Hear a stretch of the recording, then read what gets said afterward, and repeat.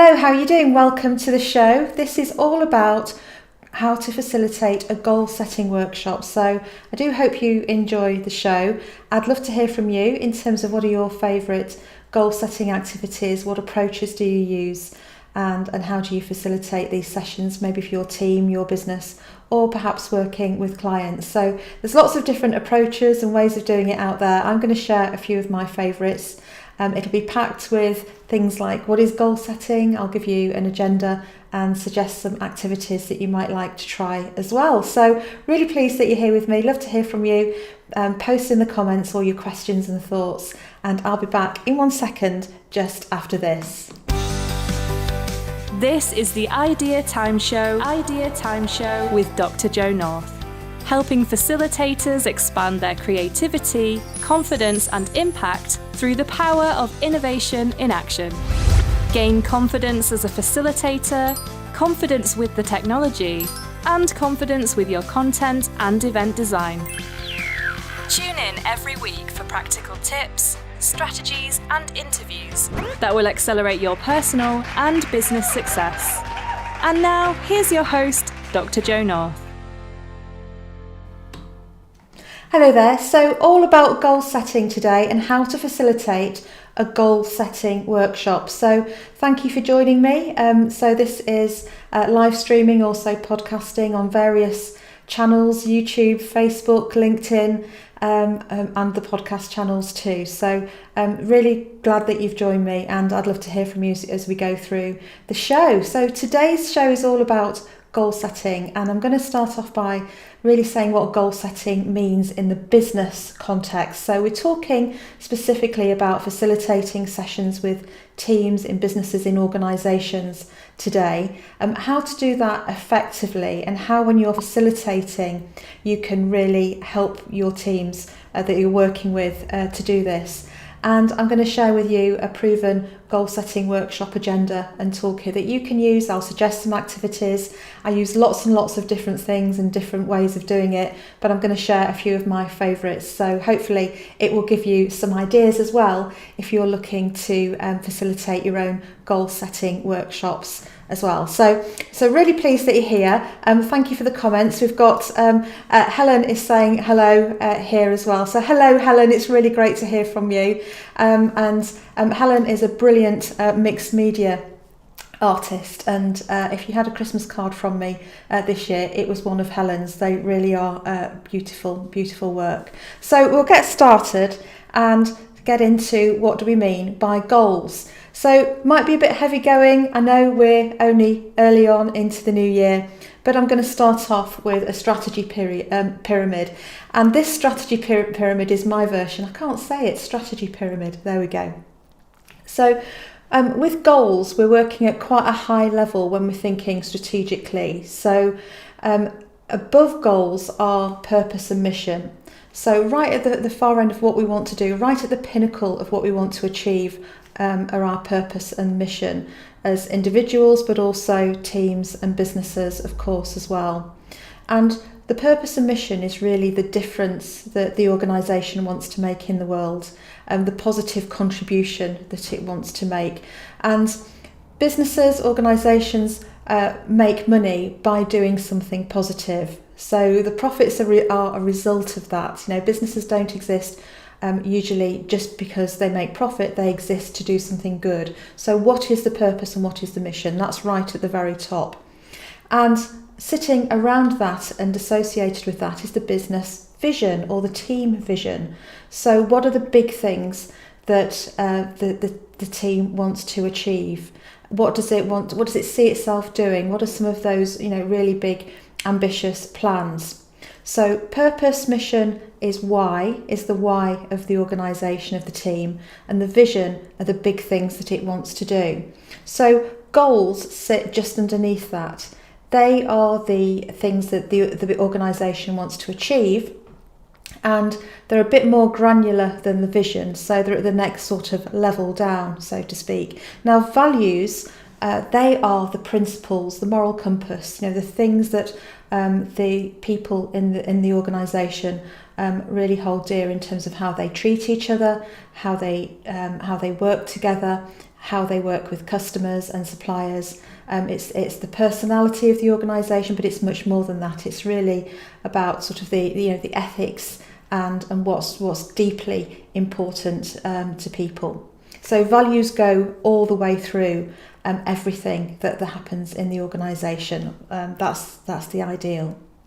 So we're working at this level of goals today, sitting underneath that vision and underneath that purpose and mission. And the reason that goals are important is because it brings that vision and mission to life and starts to operationalise them. It starts to help teams to think about what can they shoot for, what can they aim for, what can they do that will make that vision, mission and purpose all come to life and make it a reality. So sitting underneath goals are some terms which we're all familiar with. We all have heard these terms before. But sometimes we don't stop and think about what they actually mean and how they're different or how they're similar. So sitting just underneath goals are objectives. So for instance, I'll give you, it's a non-business example, but it doesn't matter. I have signed up to run the 2022 Great North Run. That's a half marathon in the northeast of England. And I've signed up to do that today and I'll be running it. So my goal is to complete the Great North Run, hopefully in September 2022, all being well. I have run it before, although it was quite a long time ago. And I've also done the London Marathon, but it was ages ago. So I've lost a lot of fitness, I've got a lot of work to do, but that is a goal of mine for 2022. So sitting underneath that goal are objectives, which are more specific goals. So an objective might be, I want to complete the Great North Run in a certain time, that I want to do it in a certain way. I might want to lose a certain amount of weight, for instance, in my case, on the journey towards completing that half marathon. Lots and lots of other objectives. So you can see how the goal is the big thing, and then the objectives are the specific things that sit underneath that. So I hope you're still with me. I hope you're still following this. And Helen says, wow, an amazing goal. Yes, thank you. It's certainly a big, ambitious goal and slightly trepidatious, but I think some of the best goals are, if not stretching ourselves, then it's not as much fun, is it? And Helen also says she's working on the big plan for 2022 and goal setting accordingly. Thank you, Helen. So I hope this all helps you. And you can do some of these activities that I'm going to suggest too. So we've got our goals, our objectives, which are more specific. Key results, they are the measurable things. So it could be we want to run in a certain time. It could be we want to have a certain resting heart rate, all those sorts of things. So measurable things. And then underneath those, on the day-to-day, weekly, monthly, quarterly level, are key performance indicators. They're the things that tell us how well we are on track to meet those goals. So in the example of the half marathon, and the last example I will give of that is that that's how many times I might get out and run. It might be my nutrition, how many calories I eat, how much sleep I get, the time that I run in the training runs, and all of those sorts of things. So goals are there to operationalise, to make real the purpose, mission and vision that we have for our businesses. And when we're facilitating goal setting sessions with teams, it's really helpful to think of it from that perspective and to make sure that the values of the organisation are running throughout all the goal setting activities. So there you go, there's my strategy pyramid. But it is important to set that context. If you are interested in either running or facilitating a mission, vision and values session, if you haven't done that piece, which is at the top of the pyramid, then you can, please do feel free to have a look at this free resource which I've created. You can find it at bigbangpartnership.co.uk/facilitation-ideas-for-mission-vision-values. And I'll put a link to that in the comments as well. So I'm not going to go there today because there's all sorts of stuff for you to fill your boots with and access there as well. So think about that, and maybe you want to work through that for your business as well if you're a business owner, and do some of the activities in there. Everything I'm going to suggest you can do on your own, or you can run as an activity with your team. So before we get into the activities themselves, just a few words and thoughts on goal setting. And you know me, everything that I share with you is based on evidence and support, supported by research and so on. And I really like this quote by Kenichi Ohmae, who is a Japanese organisational theorist, a strategist. And the quote is, "Rowing harder doesn't help if the boat is headed in the wrong direction." And that's why taking some time to think about goals is super important, because I've done this in the past, maybe you've done it too. I've worked really, really hard to get somewhere, and then when I've got there, I thought, this isn't actually what I wanted. I've done that in a job role I worked really hard to get. It was over, 14, 15 years ago now, and then I got there and I thought, I don't really want to do this. It's a great job, but it's not for me. So we can work really, really hard, but if it's taking us in the wrong direction, then that's not helpful. It can feel like we're making progress, but we need to make progress on the right things. And so goal setting, by taking some time and facilitating that time with a team, it can help you check in, make sure you're heading in the wrong direction, that you're just not all, being busy and working on things that are going to take you in directions that you don't want to go. Another important thing about goals, which I don't think is said often enough, is that it's not just about what you want to achieve, it's about what you're willing to put in. Because when we strive for anything, when any team goes after a goal, it means that there are other things that it can't do. It means that there are things that have to be sacrificed or given up in order to make sure that that goal is achieved. So I've actually looked back over some of my diaries that I write and that I've written at this time of year, and gone back through a few years of sort of late December, January entries. And I've seen that there are some things, I've put in there as a goal and I've absolutely smashed it. And then there are other things that are appearing year after year after year, and I'm thinking, well, why is that? What's that all about? And the reality is, do I want it as much as I think? I like the idea of it, but actually it's what is required to achieve that goal that it is the barrier. That's the thing I'm not signed up to. So when you're working with teams, it's not just about what they want to achieve, but it's about them spending some time getting clarity on the work that needs to go in to achieving that goal, and what it means saying yes to and what it means saying no to. And in order to achieve a goal, you need a system. And it's very important as well, and again, learnt this from personal experience as well as the science showing this too, and I'm sure you have as well, is that there's something called goal competition.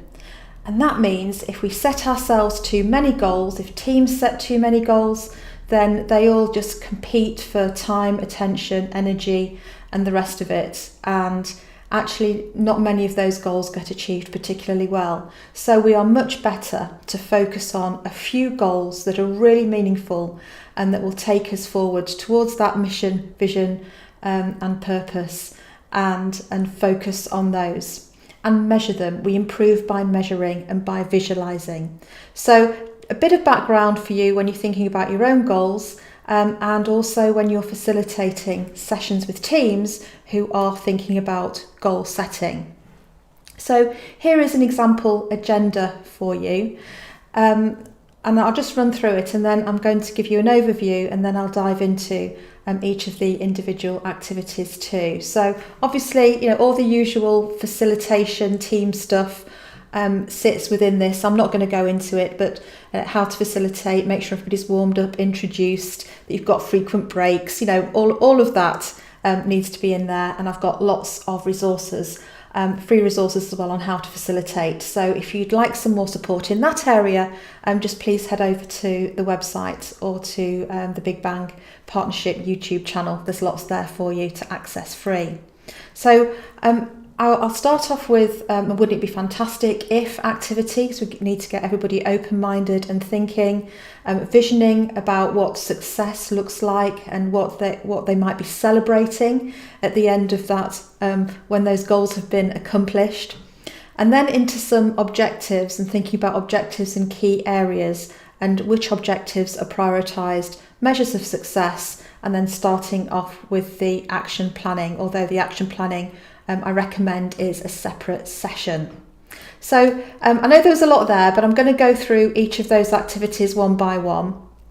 And the agenda is designed so that you've got the right blend of divergent and convergent thinking, and so that you're doing each of those different types of thinking at the right time. So there are times when we're working together or alone where we need to be really open-minded and explore, let our imaginations run free, and all of that, and really expand our thought process. And there are other times where we need to zoom in and narrow our options down and make selections and think, okay, yeah, looked at all of that, but now I need to decide what is it I'm going to do. So the opening up is divergent thinking, the zooming in bit is convergent thinking, and that's built into the workshop agenda that I'm sharing with you today.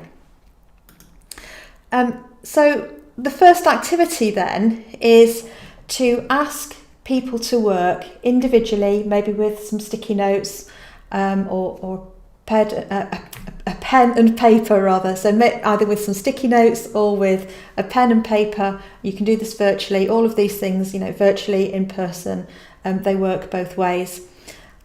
Ask people to think, wouldn't it be fantastic if, and then complete that sentence as many times as they can for what they would like the team to achieve. And you can say it by an end date of, could be the end of 2022, 2023, or whenever, and get people thinking individually first. So people are thinking individually first. Of course, you've done all the warm-up and the introduction, so you're not getting straight into it, but this is the first thing. And this is a really useful statement because it's a simple activity. You don't need any resources to do it.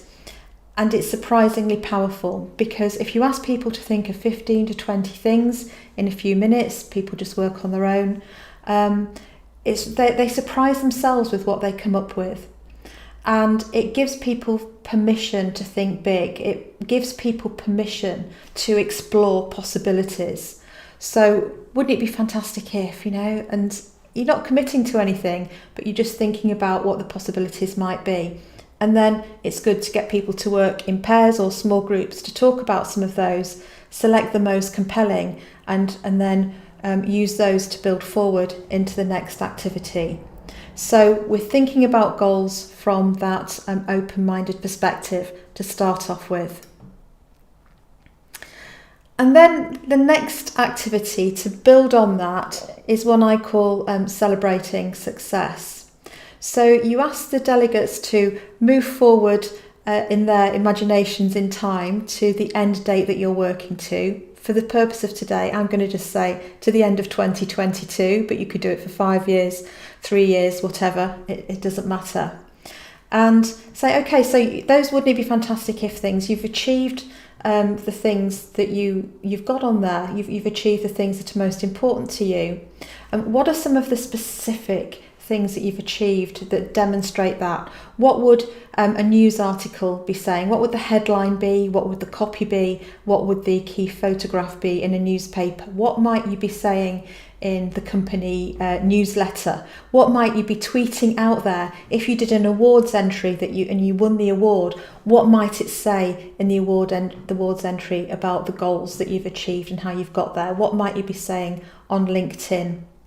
And so on. And I create canvases for all of these so that my delegates have got spaces to be creative and visual. They can use images, they can cut things out, or they can find resources online and so on.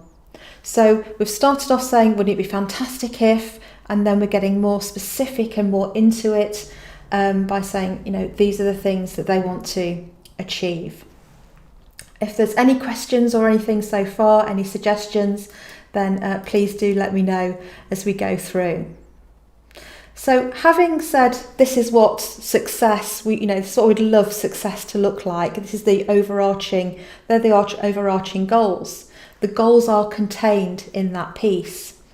And thinking then about, okay, so what are some of the specific goals? So remember that specific goals are also objectives. So what are the objectives that we want to achieve in particular?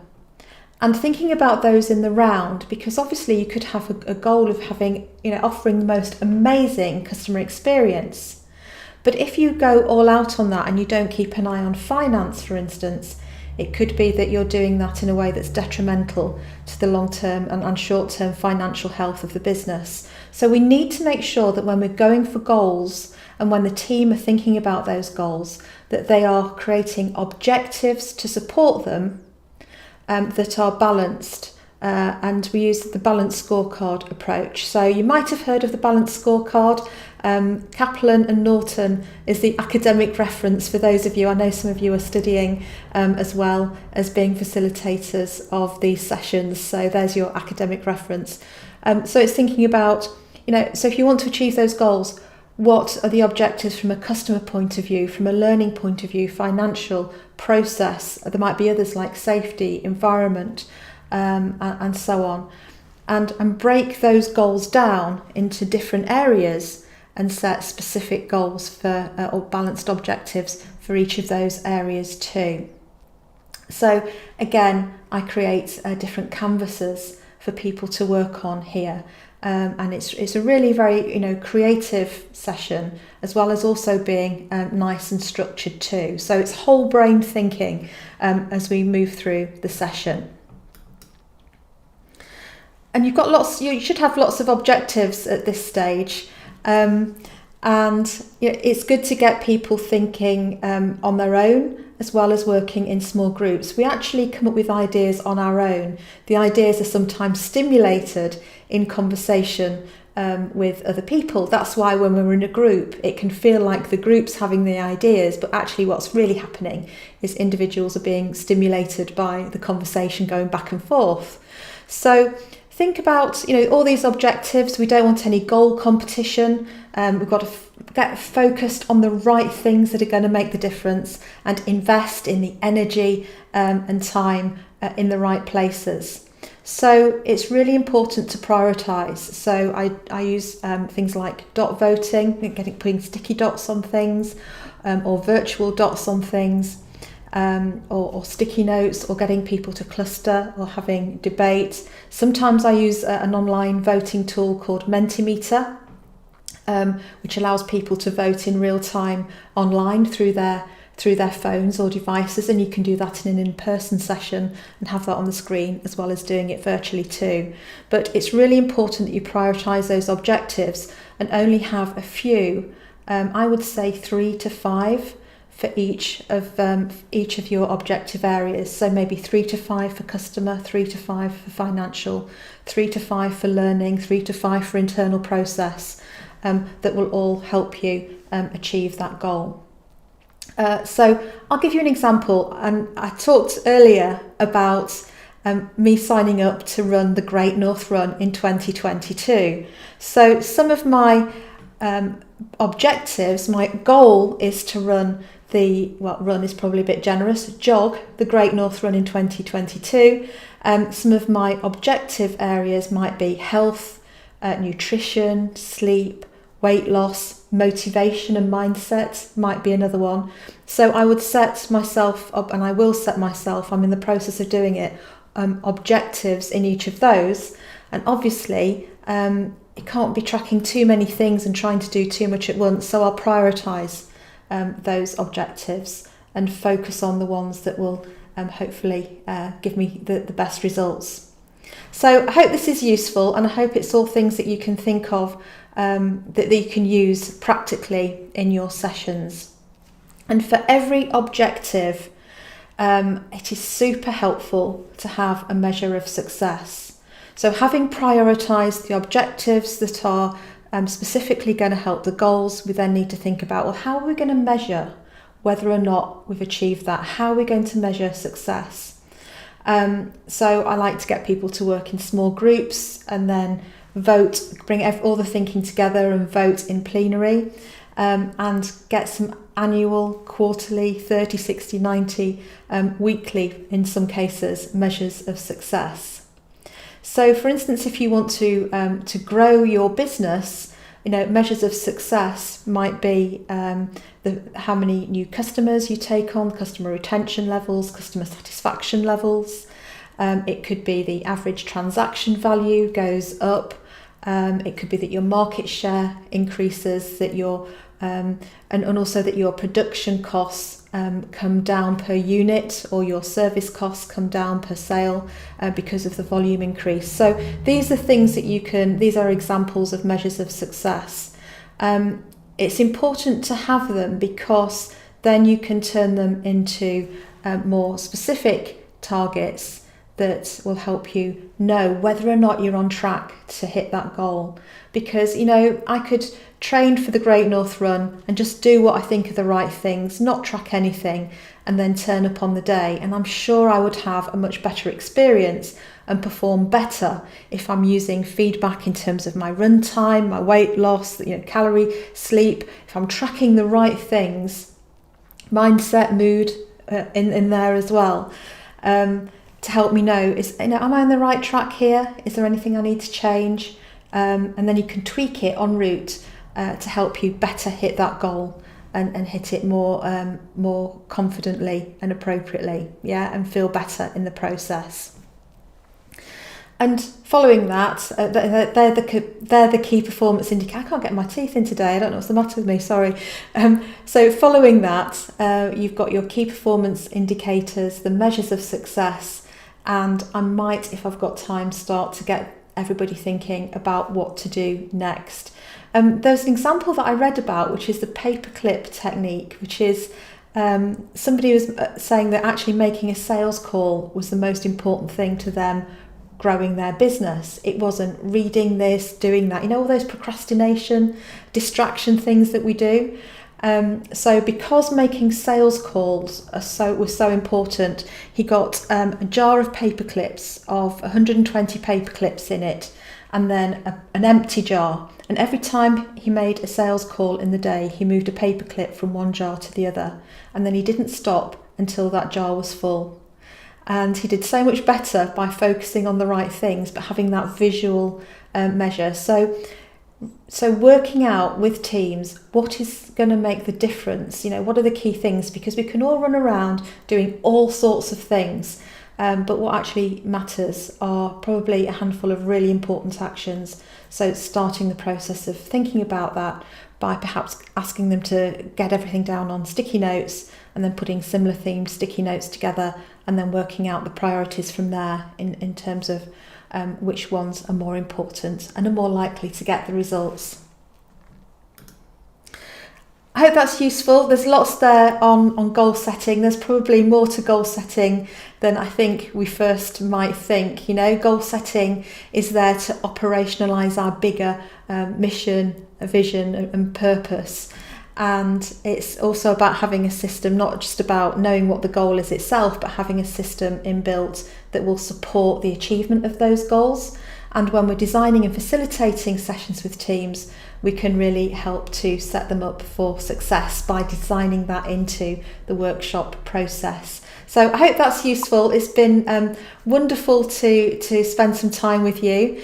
You can find out loads more on the bigbangpartnership.co.uk website. Also the Big Bang Partnership YouTube channel. Do hit subscribe and press the bell thing, because I think then you get reminders when this stuff comes out that I create.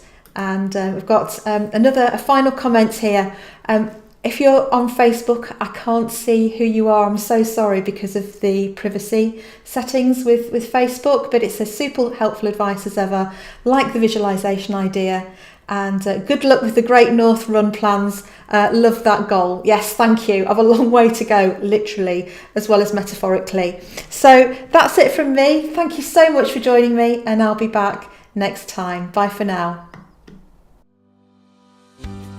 Thank you for tuning in to the Idea Time Show, brought to you by Dr. Jo North. Don't forget to subscribe to our channel and access more completely free resources at bigbangpartnership.co.uk/resources. We'll see you next time.